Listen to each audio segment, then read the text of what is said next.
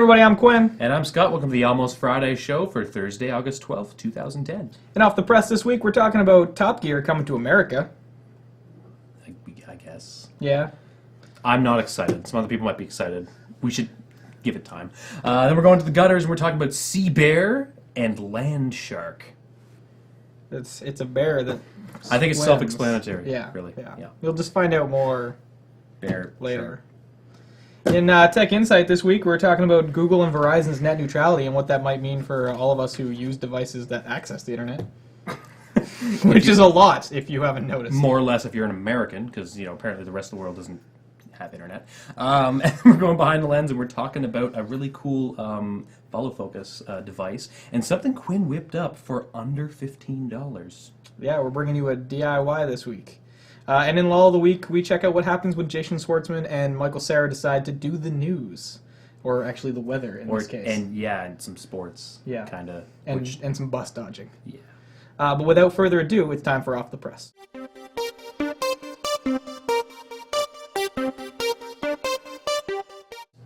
It worked! It really worked! Quinn, you gotta help me! What? I just sent you back! We gotta go back, Quinn! Back! To the theater! That's right, Back to the Future, coming to the theaters October 1st for its 25th anniversary.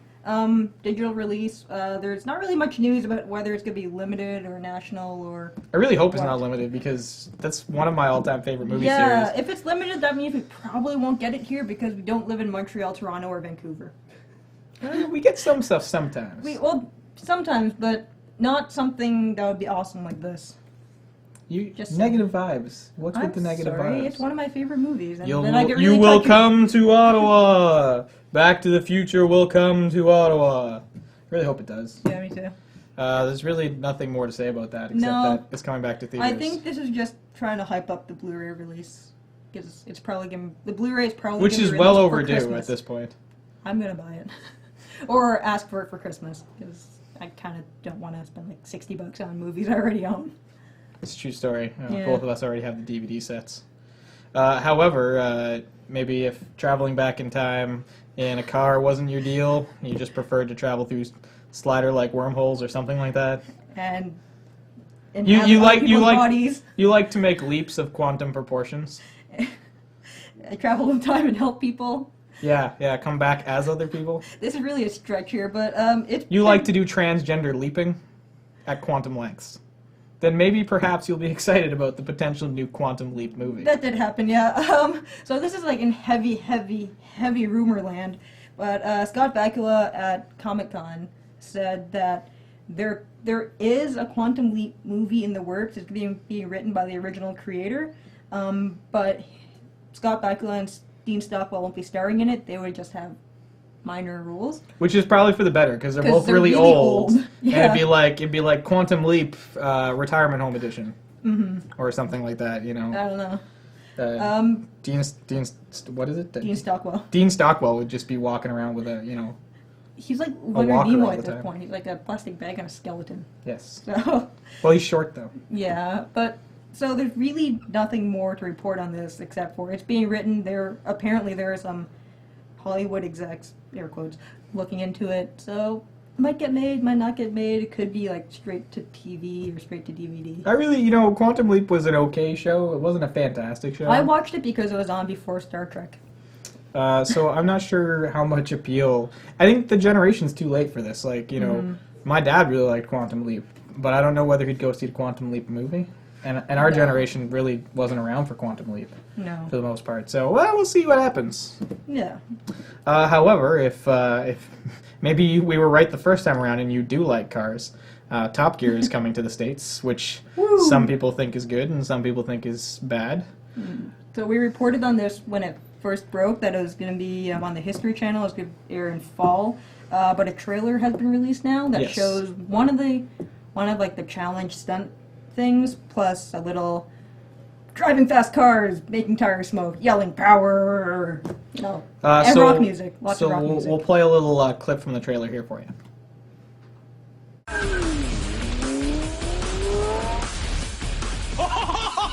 Feels like this car is determined to kill me. Santa! I think the front end left the ground.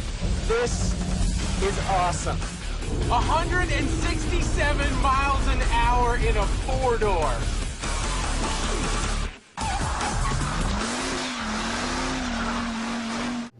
So, I don't really know what to say about it. They got a couple of exotic cars in the trailer, but then they've also got some normal cars, Yeah. which is kind of what we expected, is that they're going to be like, let's do some stuff with Chevy Cobalt, and like, no one really cares. No. There was an interview and they did like a normal boring car activity where they bought like Camrys and Saturns and stuff, and apparently they almost killed themselves filming it because they tried to basically remote control drive the Camry. So I mean, there could be some interesting stuff that's going to go on, but a lot of talk has been saying without the Clarkson, Hammond, the three of them doing it won't have the same charisma. I mean, Tanner Faust is a good driver. I don't really know about the other two. I'm kind of looking forward to this because it'll fill the void between Top Gear seasons for me. Yes, because Top Gear, the BBC version, is going back till the spring, and this one will be airing in the fall, I believe around the September timeframe, on the History Channel, so that part was correct. Yeah. So, I mean, if you're excited about it, check it out. If you're not, check it out anyways, because maybe it won't be as bad as we all expect. But anyway, that's Top Gear America. Mm-hmm. And another British show that's being brought to America, sort of, kind of, is Torchwood. And this is something we talked about a lot also. So a series title has been announced for it. It's going to be called Torchwood, The New World. So basically, it's Britain and France invading Canada. The States.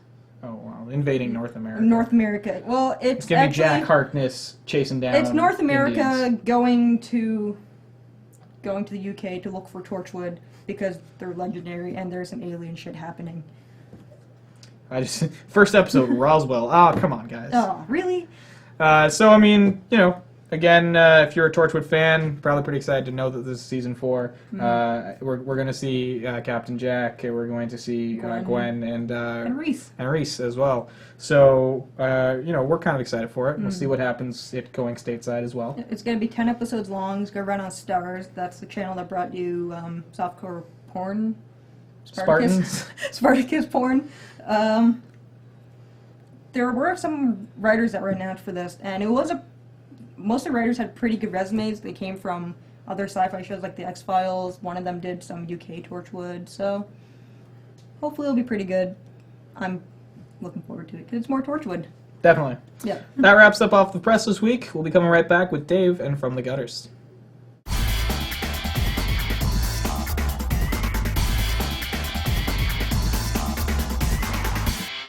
Hi, welcome to From the Gutters. This week we are reviewing an interesting book, Sea Bear and Grizzly Shark. This was, the Sea Bear portion of this is written and drawn by Jason Howard. Grizzly Shark was written and drawn by Ryan Otley, two names that we do know from comics previously. Bum, bum, bum. It's awesome. It was entertaining. Oh my god. So initial reaction is entertaining. Which story, because it's divided up into two different stories, it starts off, I get the feeling that this was like, hey, you, write a story about a sea bear, and you, write a story about a grizzly shark. And then they just sort of went from there. Yeah. It's silly, absolutely, completely ridiculous, but the first story, the sea bear, it almost took itself seriously for a second. Yeah. And that was a disaster. It and feels like the Sea Bear story needed more development. I'm like, okay, where's the second issue? Where's the third That's issue? exactly. It's true, because, I mean, there was it's some like a setup six-book, in there. it could The be Grizzly like a six-book Shark miniseries. had a lot, though. Like the Grizzly Shark one was way better. Oh yeah, the But there Grizzly was no Shark commitment was, to story. There's Yeah. no commitment, no long-term commitment to that because they were in any way. done in the 15 Yeah. or so pages it was Yeah. told. But Although- with the sea bear, it was okay. Now we're going to be. This could be a 20 Wait, years no, later. Don't understand. There's going to be there's one left over, and there's going to be and it's like, Yeah. you know what? Just Yeah, relax. it could have been like a 3-issue miniseries Yeah. because Image really likes to do that Yeah. for some reason. Although the Thinner dude, books. Yeah, the dude with the robot arms that turned into knives was awesome. That was pretty cool. That was pretty nifty. Yeah. that's what needed more The development. whole robot thing was. It was the robot thing and the weird Yeah. shark girl thing that needed more development. Yeah. I must admit I enjoyed the visuals of the grizzly shark Yeah. Oh, much yeah. more than I enjoyed the visuals of the sea bear. I still think the Grizzly Shark one should have been way gorier. I wanted more. I think There it- was so okay. Let me just clarify for those who haven't read this. Oh, and by the way, the only reason I'm having anyone review this is because everyone else already has. It's so preposterous. You see the name in previews, and you're like, "What the fuck?" Okay, I have It'd to make a order great one. B movie. No, It it wouldn't. Okay, maybe it would. It would make Um, it would make a great B movie. Let's of course listen to how that goes. But now, Maybe movies. when Sean's asking for more gore, More blood. actually, because I tried to explore this, I was like, I'm not sure I understand your statement, but let's see if I can I think his remove main the skins from this was your onion. main problem because it was in black and white. Because there Oh, no, was no, no. a lot of gore in I there. I've read gory books in black and white, and they do a beautiful job of it. It's just, if I could just get like a couple here, for instance, throughout the whole thing, like, there's some really, really, really strange, like, this kid gets bitten in half, and it's like, oh, he's bitten in half, and and it's funny. he's fine. It's more like, I want to see him dragging things behind him. No, I but want he- to but see they things. cauterized it. And then even this one, though, like, in the end, I won't ruin it, but that's still... Ruining it. I really like... Spoiler alert. I want more Oh. gore. I mean, yeah, he finds the face of his best friend. That's like, Hey, girl. Oh, Hey, girl. but you know, Okay. yeah, I want more. I mean, the shark bites a chick, and her chest and head are still moving. Her chest, her Yeah, just her boobs are still going forward, and her lumpkins. yeah, the rest of her is gone. Trapped in But you know what? oh, I derailed this. I'm sorry. Oh. But yeah, so more gore. But fun. Cool. Yeah, $5 book, $5 book, but no ads. I would say $5, totally worth it. That's the U.S. price point, by the way. I don't know if wherever you're buying comics they cost more. But okay, all in all, it's coming down to what grade do you give it? Go, Tim. Like the movie, it should be B minus. Wow. I'm gonna go with a B plus. I'm going with a B, so it looks like the average comes out to a B. Like the movies, it should be. Just saying. It's for the amount of entertainment I got out of that book, and not only that, but this is one of those interesting books where you read it, then your friends read it, and then you talk about it for a couple hours. It's Hence, what kind of happened Yeah, here we tonight. basically- That's exactly it. We got down here like, I don't know, 2.5 hours ago. Dave read it, Sean read it, I read it. And then we couldn't stop talking all night. It's because it's like you said, it's completely preposterous. Yeah. It's nuts. Yeah. Get this book. Well then, all right, sea bear, grizzly shark. That's it this week from the gutters. Hey everybody, welcome to Tech Insight. We're following up last week talking about RIM and its issues in Saudi Arabia. And other parts of the world now, Yes. apparently. So the situation is Saudi Arabia and the United Arab Emirates were threatening to say, hey, no more BlackBerry service because we can't. They wanted to be able to monitor the BPMs and the data and things like that, which are normally encrypted, as we covered last week. Basically, what's happened is that there was a deadline for the ban in the United Arab Emirates and in Saudi Arabia, Yeah. and basically it passed with a small disruption to BBM service. Yeah, it was down for a couple of hours, And then nothing else, Yeah. with no word for anyone. And then later on, the Saudi Arabian government came out and said, RIM's working with us, we're happy with what they're doing. But they With don't. no- But we don't get any detail on what's happened. There was a leak on Engadget or Gizmodo, I can't remember, I think it was saying that RIM had given them the access keys. I don't think so. Well, what had been I have talked a about is that they feeling- were going to put a data center there, Yes. but it was going to be Yeah. run by RIM so that RIM could control it not being used for Yes. potentially, The overall thing More is RIM. invasive. overwatching Yeah. Well, because situations. RIM's purpose is, look, this is for business. Businesses want secure transmissions. That's what we provide. And it's a fact of the internet. You can use secure transmissions over non-BlackBerry phones if you use HTTPS, for example, Yeah. on any other smartphone. It's the same thing. You can't break into that, right? It's encrypted. So basically they want to be able to monitor it, but they also wanted all the data to stay within their country, so they have a little more control. We don't know the official agreement. There is for sure going to be a data center, like you were saying. That's been announced by RIM. But there's no word on whether they're going to be able to monitor. And the problem is India has now stuck out. Now, they gave a deadline like a year ago. Yeah. And they did nothing about it. Now they're coming back, since this is all being stirred up again, saying, we want the codes too. If you gave them to Saudi Arabia, you better give them to us. And RIM's staying strong, and they have put out a bunch of press releases saying, we're protecting the privacy of our customers. That's our number one goal. This could get a little bit. This could still get very interesting. I mean, Well, whatever they did for Saudi Arabia, I think to come to an agreement or come to terms. I think we don't know what's going to happen is you will hear nothing, and everyone will quiet down. It'll go away. Yeah, I have a feeling. The problem is that RIM's between a rock and a hard place in this situation, because they can either cave and then piss off customers, or they could not do it and then their customers can't use their phones. So either way, their customers lose. But they can. I think what they can do is hold out for a compromise on their side. Yeah. Because realistically, the United Arab Emirates and Saudi Arabia and those countries do a lot of international commerce. Yeah. And international commerce still runs on the BlackBerry. For sure. That's indisputable, right? I mean, everyone will tell you that. So, to a point, they can't cut BlackBerry service. because they lose a lot of their. They can't. They lose a lot of business. So, I think that's probably what happened, is RIM was holding strong, and they gave a little. So, we'll see. If anything comes out, we'll let you know. But good for RIM for holding strong that far, I guess. Canadian company represent. Moving on, net neutrality. Now, for all the Canadians watching, this has almost absolutely nothing to do with us, because we're not regulated by the FCC, and Verizon's not a company in our country. But basically, Verizon and Google have recently come out. There was a court ruling saying that the FCC did not have the legal right to enforce net neutrality. Yep. So Google and Verizon kind of got their heads together. They support net neutrality and said, net neutrality for all if you're wired. Wireless gets a little bit hazy. It really does. It's not simple. No. We were discussing it before. And it's really still thinking about it. A lot of it, you're still kind of sitting there going, well, wait a minute. That still doesn't make a lot of sense. Yes. So the way I like to explain it is basically it's prioritized by traffic, but not the traffic itself. So I can't say, no, Quinn, you don't get as fast as Sean if you're paying for the same level of service because you've missed payments or something. That doesn't work that way. It's if Quinn's watching a video and his video site has paid me as the Verizon people or any other service provider for priority access, and Sean's trying to load a web page, he gets faster tubes than he does. Yeah. More or less.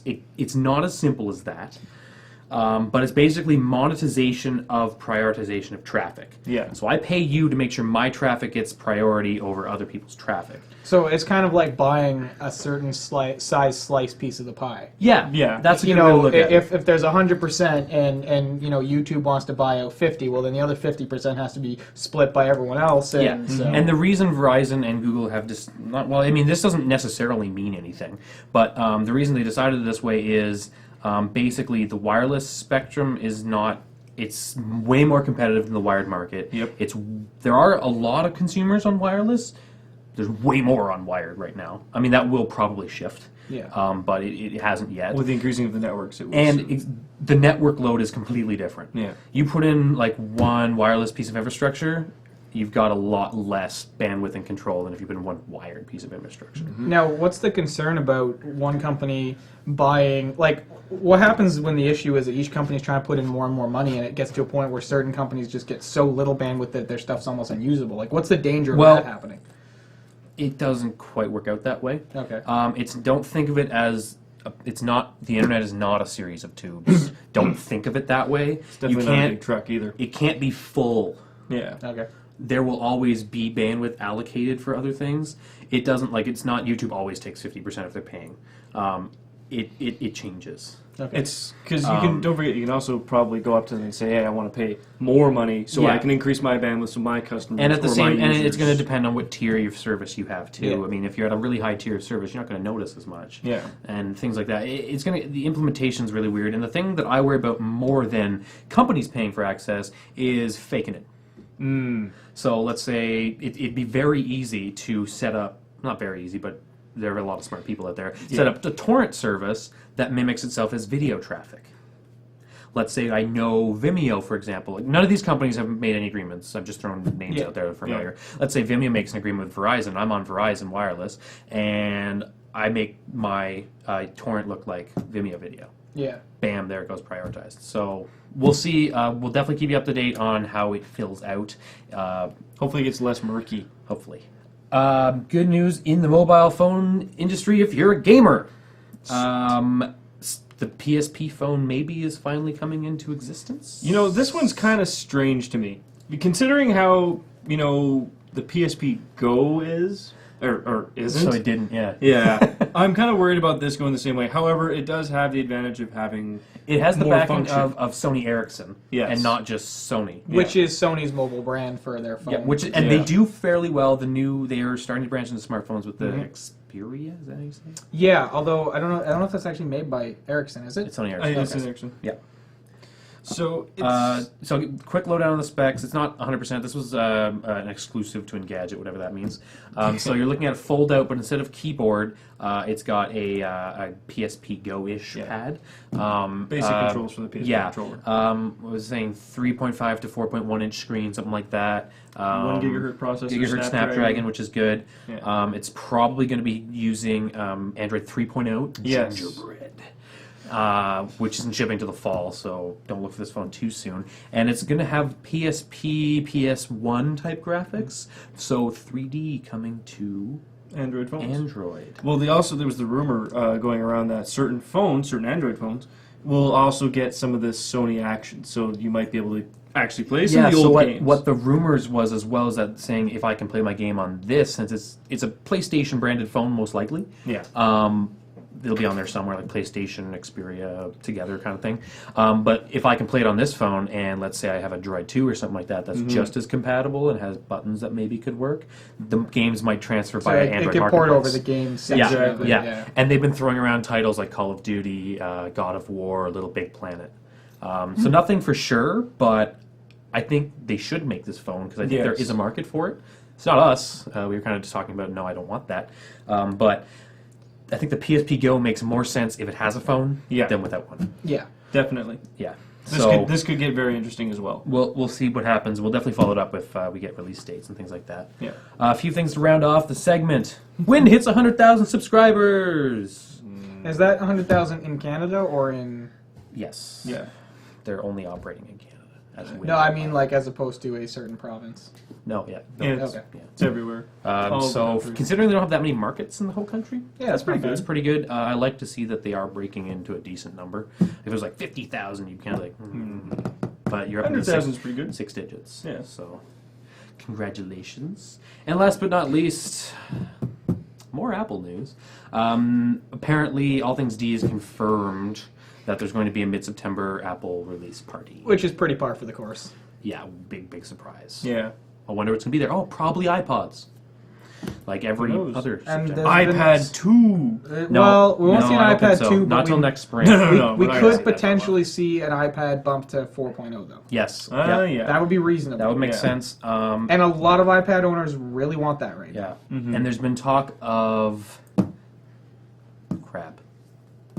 Apple TV upgrade. Yes. Oh, really? What I thought has they been were- quoted as iTV right now, which is apparently dropping 1080p streaming. It's supposed to come in at maybe a $100 price point with a 16 gig flash drive built into it and possibly some app compatibility. I thought they were going to be dropping this, though. Well, they got rid of Apple TV, but they want to bring back something that's a little bit cheaper, a little bit more of a stream your content kind of device, as opposed to actually being a standalone store your movies on it device that Apple TV was. I see. Okay. So it's gonna have a bit of memory on there, so you can like rent movies and stuff like that. You know, you could with a 16 gig drive, you could rent probably about 8 to 10 movies in a high definition format. Yeah. So Okay. but I'm interested because I always liked Apple TV as a product. It was a well-designed interface. It was easy for people to use, and I think that ultimately, if it's coming in at a bit of a cheaper price point, it might have a little bit more attention. I think the Apple TV is the worst designed product they've ever made. It was not easy to use unless you only used iTunes. Well, I mean, as far as actually operating the The operating interface was system, nice. It's their cover flowish kind of thing. Yeah, but I just compared to some other than set-top that, media players. once you get past finding your media on the device, terrible. But you know, the my codec thing is support this, was though. bad, and Considering how many of these, I'll say, set-top boxes that are coming out for streaming, this is a completely different episode, I'm sure. I wonder how well that's actually going to do. Like, You know I'm what? interested to see that. None of them are doing very well in Canada because we can't stream As anything in, good up here. we don't have anything yet, And but to be honest, I don't think a lot of them are doing very well in the States either Yeah. because it's being built into TVs and Blu-ray players and Right. things like that. So if I can stream my Netflix and my Hulu and some other things on my Blu-ray player, why would I buy another box? So we'll see. I like if it does hit the $100 price point, it'll be intriguing. Yeah. Because that's something where it's kind of like, yeah, maybe I could like that. And there's also rumors that they might bring a video streaming service. Ooh. Kind of wrapped in there with the whole Lala purchase, which they've done nothing with. They just killed a good company. I hope they bring something good up out of that We'll see. eventually. But that wraps up Tech Insight this week, and we'll be right back with Behind the Lens.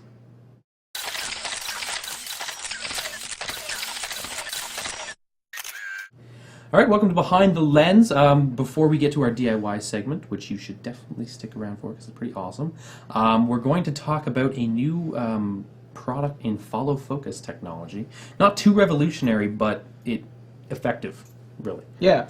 Now, for any of you who don't know what follow focus is, it's a device used in cinematic filmmaking, which basically is a band that goes around a lens or a geared strap, essentially, that attaches to a unit that allows you to do much more precise focus control. If you're looking at any kind of big budget film or even indie stuff, they're using these follow focus tools because it's absolute necessity in order to be able to do what's called shot marking, which is to say my character will start this many feet away and end up this close, and I can basically rack focus to get, keep them in focus and everything like that. It's an absolute necessity for any kind of cinematic filmmaking.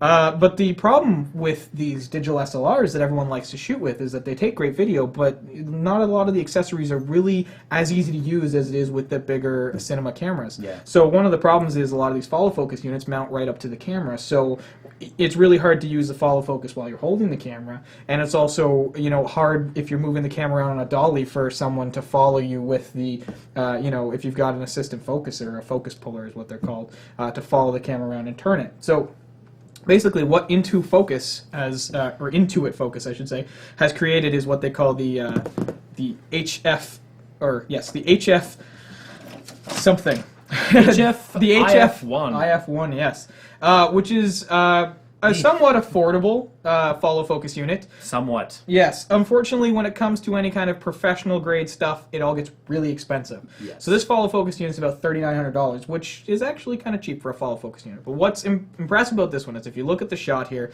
you can see there's a geared motor that's attached to the lens. But then you've actually got down by the gentleman's hand, you've actually have the controller down there. So the controller is actually completely separate from the device itself, which makes it really easy if you're using a tripod or something like that to attach it to your handle, so that you can really do everything with one hand. Or if you've got an assistant focus puller, they can keep it with a strap, follow you and do it while they're walking, which works really well. So it's a pretty cool device. Yeah. It's sort of a first of its kind. I know that there's some other companies working on other stuff, and there's been rumor that Red Rock is trying to make a Bluetooth device that's going to allow you to use your iPhone to do the focus control, and if they can do it properly, that's really cool, but it'll still be expensive. Handy Bluetooth. Yeah. Yeah. So, if you are doing cinematic filmmaking and you're looking to get into more of a studio setup, is definitely something to consider. It's a good tool to help improve your focus because, unfortunately, out-of-focus videos are out of focus, and there's absolutely nothing you can do in post-production to make that look better. No, never. You can never make up for bad focus. No. However, if you want to make your videos look a little bit cooler, there are some great tools you can use, and a really popular one is called a dolly. You see dolly shots all the time, although you might not even notice it in movies. Basically, a dolly is a set of rails with a movable tripod on it that allows the camera to do pans left and right and move from one section of a scene to another. So a lot of the times when you see someone running down a street, they've got a dolly on a long track that they're following them So you with. get the nice smooth shot, no jitter, no not keeping it properly, things like that. Yeah, and you're not hand holding it. You're not filming, Hurt Locker or anything like that. So, but like we were talking about, the problem is that any kind of professional video gear is really As expensive. we've been finding out recently, is very, very expensive. An entry-level dolly system, which is really a set of rails and a tripod on wheels, is about $2,000. That's where your starting point is for a decent dolly. So I really wanted to be able to do some dolly movements for some stuff that I've been shooting and was looking for a cheap solution. I found a really great option, which was to build one using an IKEA shelf, but I knew I was going to have to spend about $50 on parts there, and I didn't even want to spend $50 as I'm broke. So we turned it down a little more. So what I have for you is a dolly that cost me $12 to make, and it takes literally 3 things. First off, you start with some of these. Now, if you own a house, you have these on your house. I don't recommend you take them off their house because They're probably dirty to begin with. Yeah. And filled with crap. And they also help, your rain go places because these are rain gutters. Now, this one here is actually, you buy them in 10-foot spans. And so this is a 10-foot span that I cut into 5-foot channels. So I bought one 10-foot rain gutter. You can obviously use 10-foot ones, and I'm actually going to buy some larger ones so that I can get a longer dolly track, essentially. But what you do is you buy these guys here, and then you go to your local sports store, and you buy a set of tennis balls. You take tennis balls and you very promptly cut them up so that they can sit on the bottom of your tripod. So basically, once you have your tennis balls and you have your tripod, Sit it in. you sit it in here like this. The third ingredient is you buy a can of Spam or some kind of... Something that lubes stuff. Take your pick. Anything Whatever's works. cheap, really. Something that doesn't corrode plastic is probably a good Yeah. idea. So silicone grease. I think you're or- pretty safe there with lubricants, but Yeah.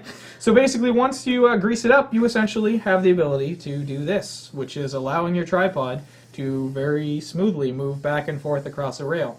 And, it takes a little bit of practice to be able to get the motion down. But if you get it greased up right and have a good weight on the top, and I even went a step further and was able to make a string that attached to here so that I could pull it so that my own moving back and forth was going to have less of a jittering effect on it. But it allows me to very easily make a smooth pan motion from left to right. and you know what? For $12, you get much better shots than what you would get if you were trying to just kind of do it yourself. Absolutely. So, it's paramount in video that the more stable your shot is, for the most part, the better your video is going to look. So that's the tip of the week this week. Go out to Home Hardware or whatever building supplies centers near you. Pick up a $6 piece of 10-foot gutters. It doesn't have to be fancy. You're going to cut it up and stuff anyways. And go to your Sport Mart, grab some tennis balls, or find some in your garage. Pop some holes in them, throw your tripod in that, and there you go. You've got a really awesome setup to start doing some dolly movements. So that's the tip this week, and I completely recommend it for you. Next up, we're going to see Sean. He's got a quick preview of what might be coming up in some kind of home armament. Sean and weapons, never a good combination. That's Sean's Mad Science for you. It's kind of alive! Nah, it's still dead. Oh. Hi everyone! So really quick segment today. We've got really nothing to talk about in the way of mad science. However, me and Dave do have one thing. Actually, we got 2 things. Dave, I believe you have a pipe. I do. Oh! Black ABS. And you know what else I've got? Even bigger ABS attached to my arm. Imagine what we can do. Yeah, anyway, so the point of this is the first little... Since we're on DIY tonight, we're making, music.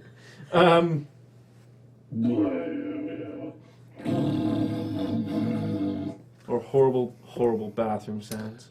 I was trying to do a didgeridoo. I know. When I grow up, I want to be like Lisa Simpson. Ah, I see. Well, anyway, so since we're on the topic of DIY, Yo! I figure we do some DIY home ordinance and protection systems. My car got broken into. Oh, yeah! So- If you're on Twitter, you knew this. Yeah. And so I'm coming up with a way of letting people know I don't want them near my car. Who was that guy who had the 2x4? And he was like... Good question. Wrestling? And he... I don't remember. That's just it.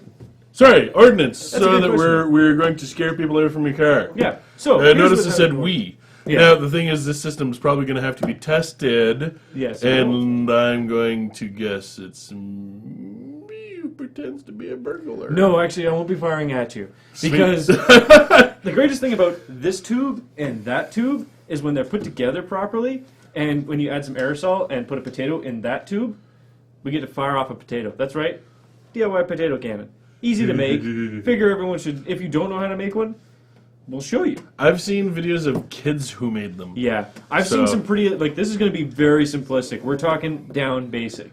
I've seen some that are elaborate. I've seen breech loaders that are so cool. But anyway, we're going to go very, very simple.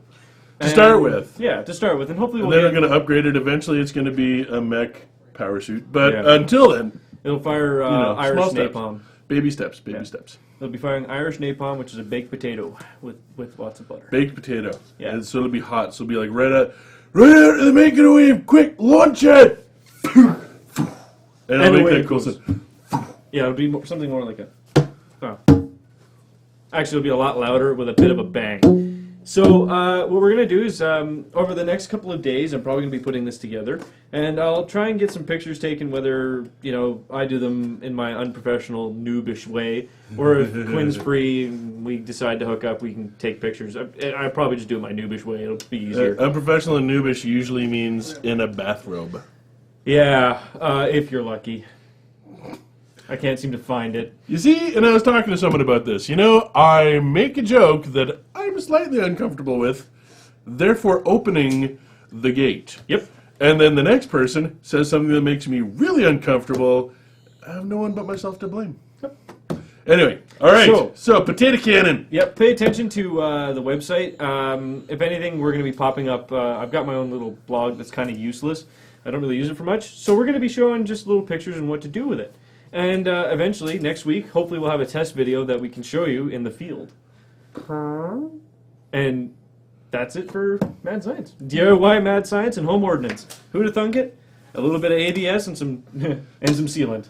And some ambition or intuition or More like ignition. ignition.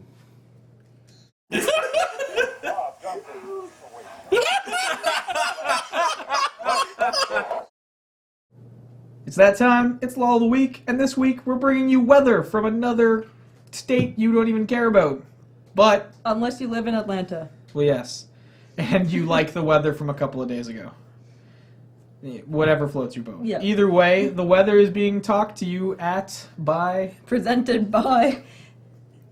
Michael Cera and Jason Schwartzman, who are both very funny people, although really Jason Schwartzman takes the lead in this one, and Michael Cera just seems to be confused as to the fact that the screen behind him is getting greened out, which you'd figure he'd be used to now, especially since he just shot Scott Pilgrim, which is mostly on green screen. Yeah, so they're on a local news station to promote the movie, and I guess they thought it'd be hilarious if they did the weather in the morning show. So We're going to run a little clip for you here where Jason Schwartzman has to attempt to dodge an animated bus, which is rather funny. But here's a clip. Jason Schwartzman. Okay, fellas, we Oh want my to see some hip gosh. action, some moving. There we go. Break it down. Go. Hey, now, hold Oh, on. wow, Hold on. he did the snake. Hey, watch out for the bus. You guys Here. ready? I'm ready. I can do this right now. And action. Hi. Good morning, Atlanta. In a second, we'll be joined by someone who actually knows what they're doing. But until that point, we'd like to walk into... Oh! Nice try. Nice try. That wasn't an accident. That was someone who knew what they were doing. Michael, are you all right? I think so. Did you see the video? Yeah, I saw what almost just happened to us. That's not how I thought it was going to go out. That was Jason Schwartzman dodging a bus. That brings us to the end of the show this week. As per usual, if you want to get a hold of us, you can reach us at contact@almostfridayshow.com. or you can reach us on Twitter at @almost_Friday. So until next time, make sure you stay away from the waters, because apparently there's also bears in there, as well as sharktopuses. I don't know what's going on with the ocean, but it's getting messed up. So, don't take your kids swimming, because it's not a good time. Just stay away, man.